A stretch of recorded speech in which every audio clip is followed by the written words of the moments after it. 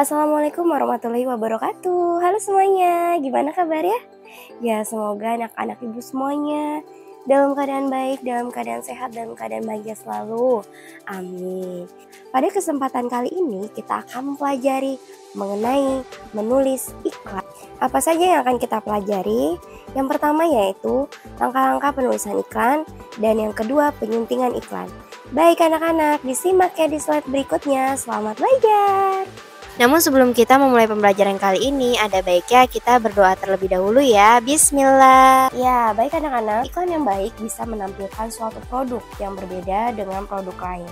Iklan yang baik memuat adanya pesan yang rasional dan mudah dipahami oleh banyak orang.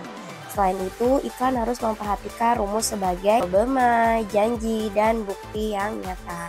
Jadi langkah pertama dalam menulis iklan yaitu pertama menentukan topik atau tujuannya. Ya tentu saja dalam menampilkan iklan, topik atau tujuan sebuah iklan itu sangat penting ya anak-anak. Jelas karena topik dan tujuan akan mudah dipahami orang lain. Sebenarnya tuh kita akan menyampaikan iklan apa sih? Atau topik iklan kita ini tentang apa sih? Tentang iklan niaga kah? Tentang iklan lowongan pekerjaan kah? Atau tentang iklan layanan masyarakat? Nah, semua itu harus terencana di topik dan tujuannya supaya lebih jelas. Langkah selanjutnya ketika kita menulis iklan yaitu merumuskan pesan atau amanat.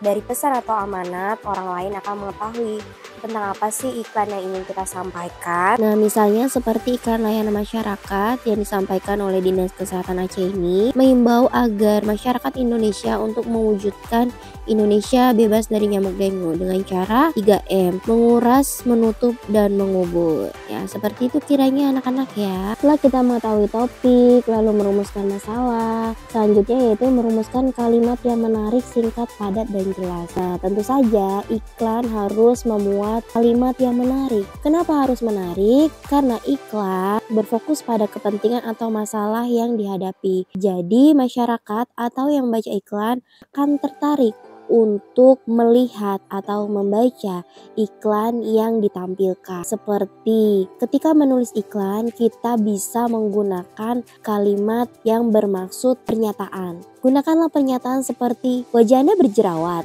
atau Anda ingin mempunyai berat badan yang ideal. Nah, kiranya seperti itu ya. Jadi iklan yang dimuat, kalimat yang dimuat dari iklan itu harus memuat unsur yang menarik. Selain memuat unsur yang menarik, kalimat dalam iklan juga harus singkat, padat, dan jelas. Kenapa seperti itu? Ya, karena iklan tersebut cukup menggunakan kalimat yang singkat, padat, dan jelas agar mudah untuk dipahami atau orang lain telah mengerti pesan apa sebenarnya dalam iklan tersebut yang ingin kita tonjolkan. Jadi tidak perlu menggunakan kalimat yang terlalu panjang agar hal ini juga tidak membuat bosan orang yang mendengar atau yang membacanya. Biasanya dalam suatu iklan, kalian bisa menggunakan kalimat untuk menawarkan solusi. Misalnya, untuk masalah jerawat, kamu dapat mengajukan kalimat tawaran seperti berikut ini. Jerawat Anda susah hilang, atasi dengan Kienche.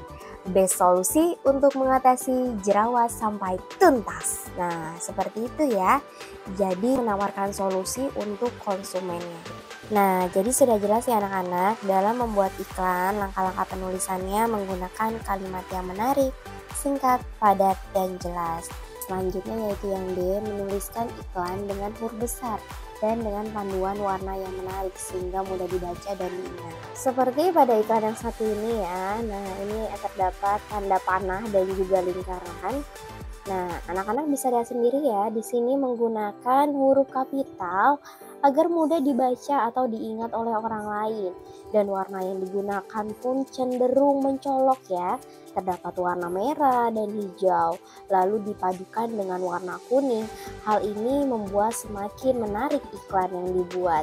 Jadi dalam membuat iklan, selain kata atau kalimat yang menarik, singkat, padat, dan jelas, dalam menulis iklan pun harus diperhatikan huruf besar, warna yang menarik agar mudah diingat oleh pembaca atau yang melihatnya. Nah, setelah kita mengetahui langkah-langkah dalam menulis iklan, selanjutnya yaitu mengenai penyuntingan iklan.